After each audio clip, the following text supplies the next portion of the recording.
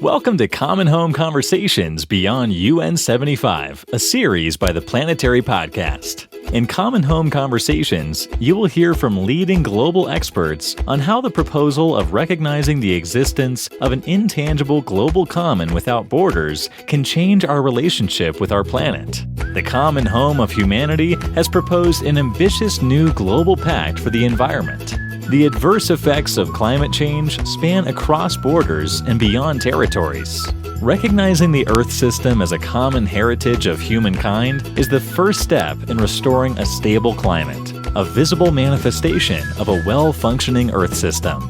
This proposal's cascading effects would be systemic and tremendously impact international relations and economics, opening the doors to restoring a well-functioning Earth system. Common Home Conversations is the place to discuss a new social contract between society, economy, and the Earth system. Now, here is your host, founder and CEO of the Planetary Press, Kimberly White. Hello and welcome to Common Home Conversations. Today we are joined by Janene Yazzie, Co-Convenor of the Indigenous Peoples Major Group on Sustainable Development. Thank you for joining us, Janene. Please tell us more about your work as co-convenor of the Indigenous Peoples Major Group on Sustainable Development of the UN High-Level Political Forum on the 2030 Sustainable Development Goals. Yes, International Indian Treaty Council and Tepteba Foundation really organized themselves to get involved with the beginning of the discussions around the Sustainable Development Goals. And one of our colleagues, Galina and Roberto Barrero, were really at the forefront of ensuring in the negotiations around the development of the SDGs that Indigenous peoples were included. And so because of that work and the recognition of the shift from the Millennium Development Goals to the Sustainable Development Goals was a shift that was meant to increase participation of stakeholders and other civil society organizations. It became very apparent for our organizations and our two colleagues that we had to be participating in the development of the metrics and in development of the processes for meeting the Sustainable Development Goals. And so because of them, Indigenous peoples are mentioned throughout different aspects of the goals and the metrics that were created to measure progress towards implementation. And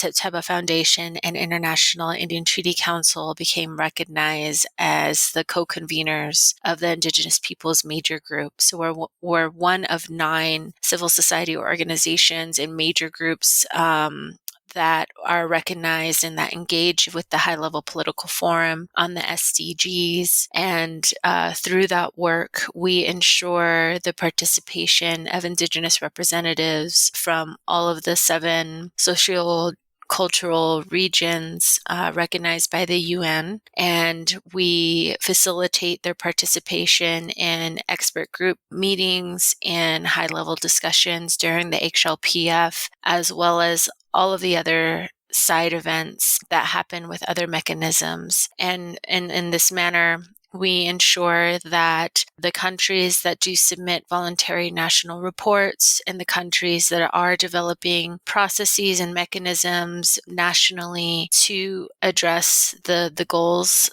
outlined in the 2030 agenda are also being held accountable to the Indigenous peoples that reside within their territories. And it's been it's been a lot of slow work for a while. I think it's taken a while for this mechanism to really find its footing and for the high-level political forum to really be structured and organized in a way to make it meaningful. And it's been an uphill battle to really increase and advocate for meaningful participation in the actual decision-making processes of the high-level political forum. But just in the past 3 years that I've been involved in learning about the history and the development of the Indigenous Peoples Major Group and our involvement with the SDGs, we're seeing a great shift of the streams of work, of the way that the SDGs are being picked up more and more by different countries, and even how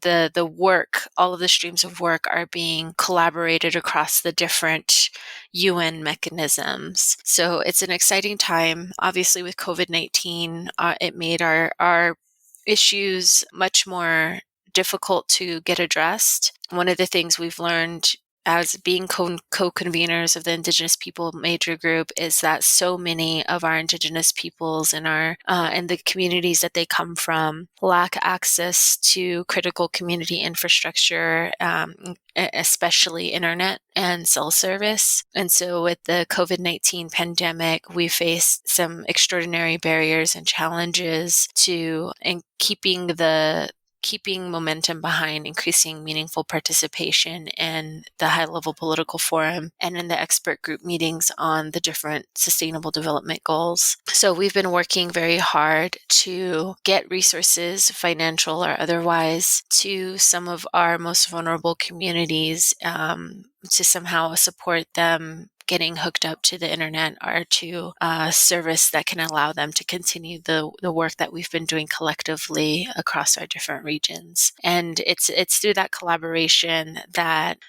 we really find our strength as Indigenous peoples. Like all of our communities are on the front lines of the impacts of climate change, of environmental degradation, of unsustainable development and development schemes that are harmful to our ecosystem functions and to the continuance of our traditional lifeways. And so by serving as co-convenor, we really serve as like the facilitators and of organizing our movement and advocating collectively for our rights in these spaces. Well, you're doing such important work. It's fantastic. And like you said, Indigenous peoples are on the front lines of climate change. We're seeing it impact all corners of our planet. Can you tell us how climate change is affecting the Navajo Nation and what you see in your community?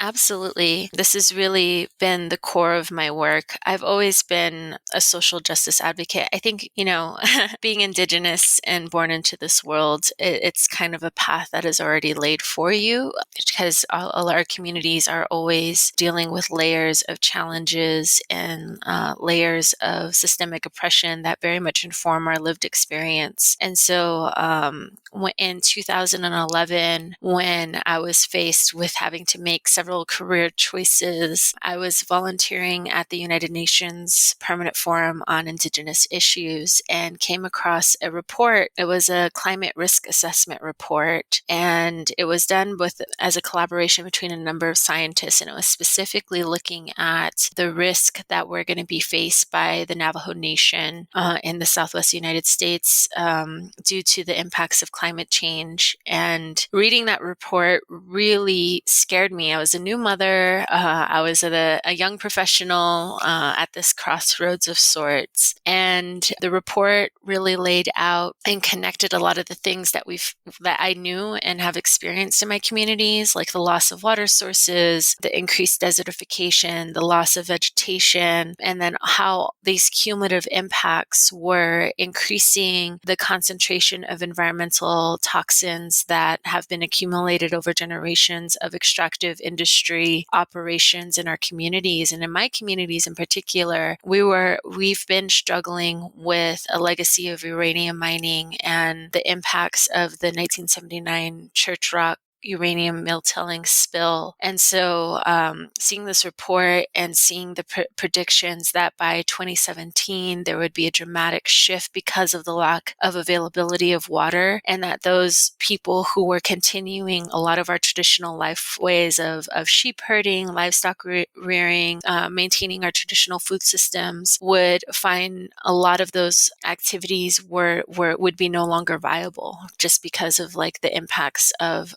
increased desertification due to climate change in our territories.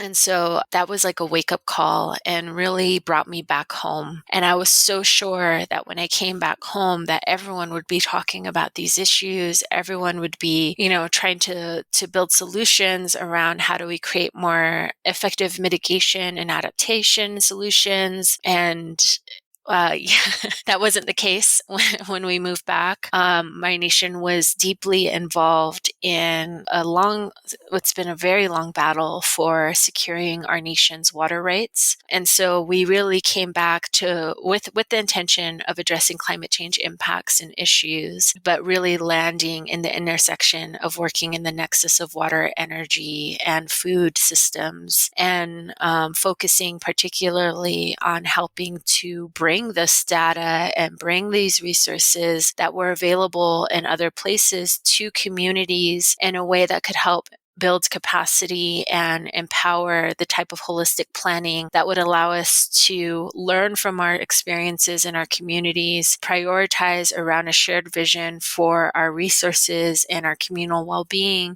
to create climate adaptation mitigation plans, and to also advocate for stronger protections for our water rights. And it's been an ongoing battle since then. With COVID-19, we've seen how precarious our water situation is, as well as our food security situation is. Part of the reason why we were not able to stem community spread is because a lot of our communities still lack access to clean drinking water, and communities that were well dependent, that had a communal well system, saw those well resources dry up quicker and sooner in the beginning of our spring and summer season, which led to people crowding around surrounding wells and overusing those. And so we saw really the vulnerabilities of our communities on all fronts with COVID-19, but also how the pandemic, vulnerabilities to the pandemic, the source of this virus, and all of these other issues that we're facing with are all interconnected with the impacts of climate change, and how our solutions need to also be interconnected and holistic in order to address them. I like that. Interconnected solutions. As you said, with COVID, we're seeing how the environment is not a standalone issue. It is connected to the social issues. It's connected to, the political issues, security, everything. So it's important that our solutions encompass this. And you have discussed the importance of traditional knowledge systems. Can you elaborate on what traditional knowledge is and how it can help combat the climate and biodiversity crises? Absolutely. We just finished a webinar with some amazing traditional knowledge holders that was hosted by Grand Canyon Trust around this particular issue and how it pertains to management of public lands. And so I'm going to kind of be repeating and relying on the work of my colleagues around this issue, because I don't consider myself a traditional knowledge holder. That is a unique type of expertise that takes a lifetime to achieve. And so one of the things that we want to emphasize, and that we found really important in that discussion, is really emphasizing the complexity around traditional knowledge systems, and how right now, because there are different forms of recognition of the value of traditional knowledge, particularly as it pertains to traditional ecological practices that have been shown and proven to be very successful at maintaining and preserving biological diversity, there's an attempt to try to clearly define what traditional knowledge is. That is actually very harmful to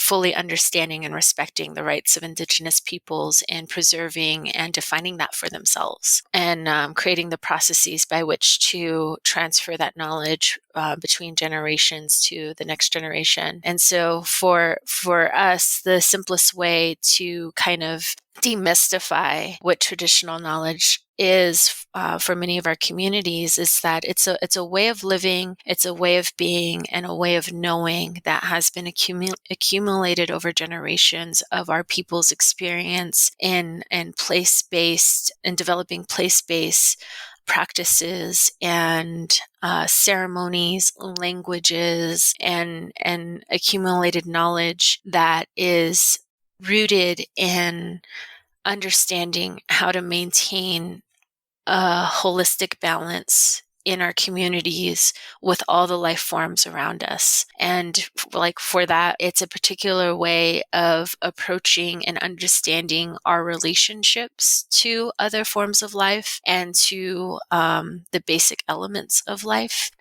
so that we can achieve a way of living that centers our responsibility to maintaining healthy relationships with all of those things. And so it's been difficult for a lot of our advocacy and our movement generation because our rights are constantly under threat, especially our rights to our lands, territories, and resources. But in our ways of knowing and in our knowledge systems and in our languages, we don't have a concept for rights that is that complements like the legal framework and the legal understanding or even the academic understanding of rights in the Western world. But we have used that language as a tool to protect what we have left of our traditional communities and of our life ways and practices. But a lot of our work centering around traditional knowledge is really about just honoring and restoring our responsibilities to the earth, to our communities, to each other, to all forms of life, and to maintaining and respecting the elements that are fundamental to preserving life on this planet. I don't know if if even that was successful as simplifying it.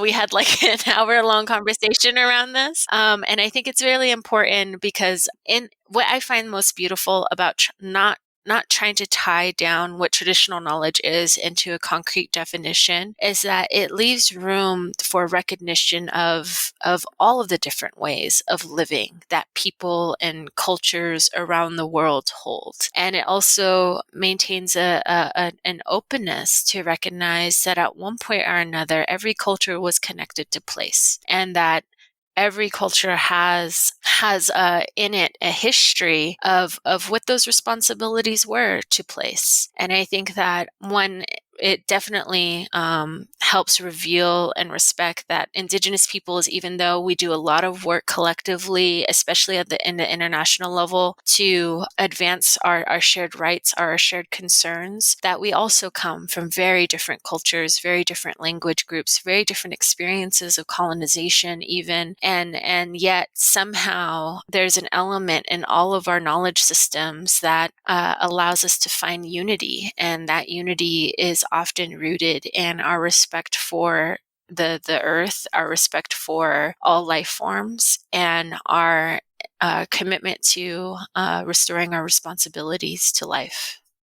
I love what you said there, how even though it's so many different cultures, you are able to find unity and your respect for our planet. Now, many people don't realize that there are 476 million Indigenous peoples worldwide, and that they safeguard 80% of our global biodiversity. Yet they are often given a limited role or left out entirely of multilateral discussions on environmental governance. How do you think a global pact for the environment can help solve this, and what role do you think it should play moving forward? I think the Global Pact for the Environment has a lot of potential to bringing us together as humans who recognize that we have a shared home, that we have a shared and vested interests in preserving that home and preserving all of the wonderful gifts and that come from the diversity of ecosystem functions that this home provides, and that in that unity we can break through all of the noise and all of the different aspects of division and of difference to find common ground and to find a common purpose in restoring our shared responsibility to all that's been gifted to us. And in that global pact, showing that commitment to that shared future and restoring what those responsibilities look like, and sharing knowledge with each other and building that pathway. We're in a very precarious moment in human history. Like I think a lot of times we take for granted with access to so many distractions through technology, we take for granted the preciousness of this moment and what a gift it is to be alive in this point in time, to be able to reflect upon the generations of history that has for many people been mostly bad, but has also really showed the strength and resiliency and capacity of forgiveness and of survival and of being able to thrive in the midst of overwhelming obstacles for so many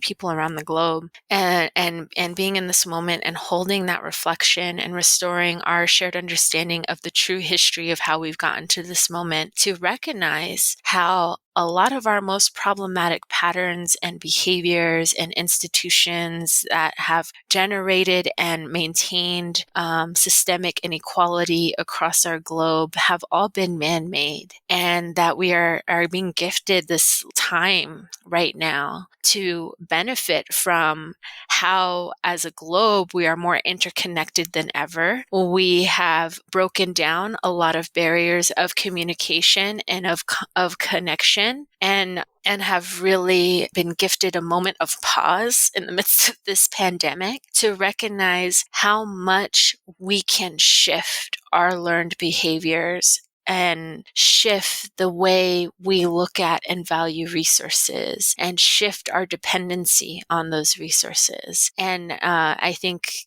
with all of this, if we can continue to build off of the momentum and continue to maintain focus on a shared vision that can be offered through a global pact like this, we can find how to harness all of those beautiful gifts while also nurturing pathways of healing among all of our different peoples, so that we can set a trajectory forward to co-create a future that benefits all life. And now more than ever is the time for that type of global pact. And I think the power of it is obvious in terms of what we're dealing with right now and where we need to go, and the type of commitment, collaboration, partnership, and social network that needs to be developed to get us there.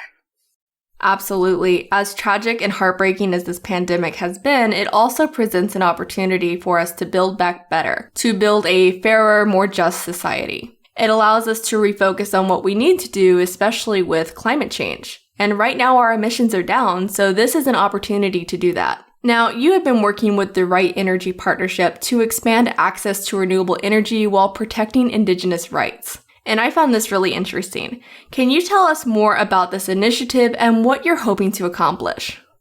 Yes, absolutely. So the Right Energy Partnership was developed because, and we see this with different global efforts and with different attempts to build solutions. A lot of times our enthusiasm and the resources that are directed to solutions are often market-based and are still center the need to profit or to make a profit off of especially energy projects. And so as a result, even though the world recognizes that we need to shift away from greenhouse gas emissions and the energy industries that have contributed to climate change, in that shift, we saw that many of our Indigenous communities and Indigenous peoples were still having their lands, territories, and resources threatened because of large hydroelectric dam projects or large-scale solar projects that were being built on their traditional lands and territories. And there's also the component about the energy fuel cycle when it comes to renewable energy in general as well.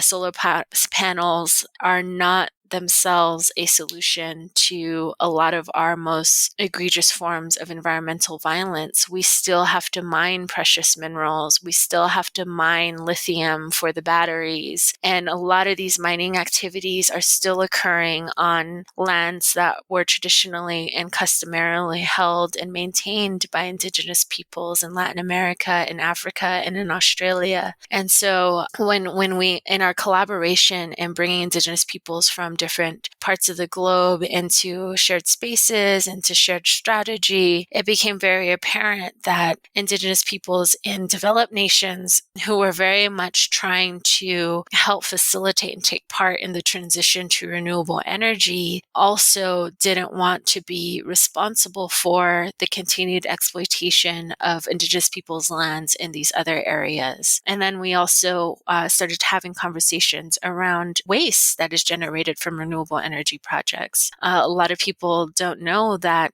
solar panels, once they're broken, are no longer functioning, become a form of toxic waste that is very hazardous. And so we started to see this pattern in renewable energy development where we were replicating a lot of the harmful processes and practices that make energy development unsustainable in general. And so our solution to try to hold ourselves accountable in the renewable energy projects that we supported was to really think about and develop a rights-based approach to renewable energy development that took into consideration all of these things. And so it's a partnership that's based off of, again, that co-creation of knowledge, of understanding about all of the things that we need to be aware of and the shift to renewable energy so that we can mitigate or completely eliminate harmful practices that can be replicated even when we're shifting to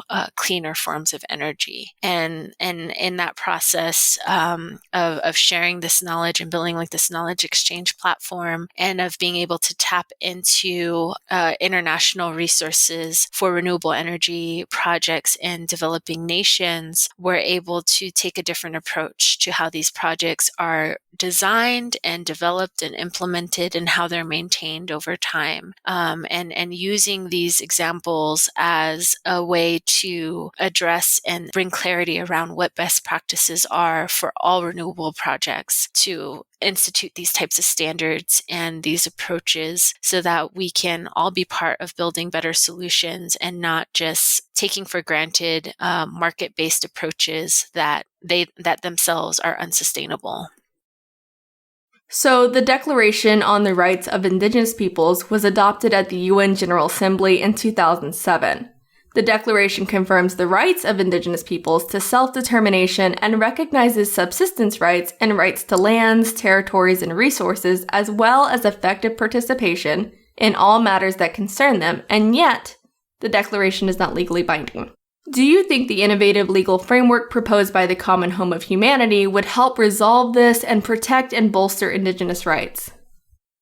Okay, yes, because I do think that we have very much needed a new legal framework in general to help deal with the issues that we face as human beings on this planet. And a lot of the issues and the threats to Indigenous people's rights come from domestic policy and from particular state histories and interests in maintaining systems of colonization and settler colonialism in these territories. And we have known through our years of advocacy that operating under those state apparatuses is enormously difficult. And the biggest progress that we have made has been when Indigenous peoples went to these international mechanisms and fought for the development of the Declaration of the Rights of Indigenous Peoples and